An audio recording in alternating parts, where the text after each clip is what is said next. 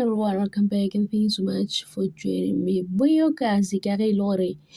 ge ba bontšha di-video tša gago mo Instagram ba bontšha a ekwa bohloko kore o mmona gore motho wa ko o iša wankwa o kwa ka letlalo o tšwa go dira matswele a gago gore a fokotšega se be a hlwa le ka mokgobe ya le ka gona e le a magolo a fokoditše ke a manyanenyana and then ga fetša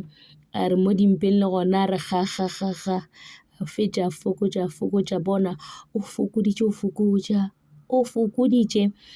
o re yena taba gore a ka ba le bana ba e leng gore ke ba bantšhinyana o bona e le gore e ka se be taba e tlo mmerekelang bona ba le ba babedi ba le Mzulu le Mhlophekazi ba lokile bana ba ba botsana ba Mpumelelo Mseleku ga a sa nyaka selo no nyako no lebelela mmele wa gago o nyako focusa mo future o nyako focusa mo go business ya gagwe ke dintšhi tsona ke maaka mare yoi motho lo be ya ekwa bohloko kore le wena bo mmona gore motho dilo tše ba re a di dira mara bohloko ke bohloko tšhelete ngwaneso go tšhetše o na le tšhelete nto ngwe le ngwe ya kgonagala ona le gore o ka re o ka tla wa boela morago tšhelete e le busy giver ka mo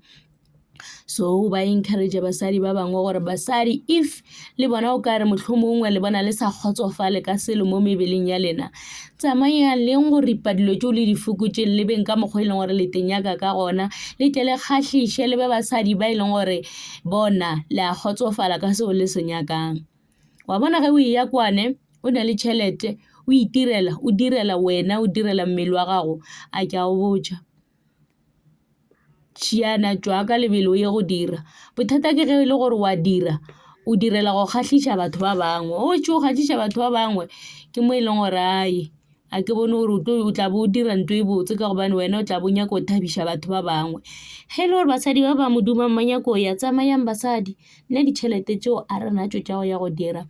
ke nagana gore ke sekebe ka ya go ripa kwa le nna ke ripe kwa ke fokotše ke oketše mo ke taba gore ke ne le tšhelete if ne ke ne le tšhelete maybe ne ke ya kae selageng le nna dikero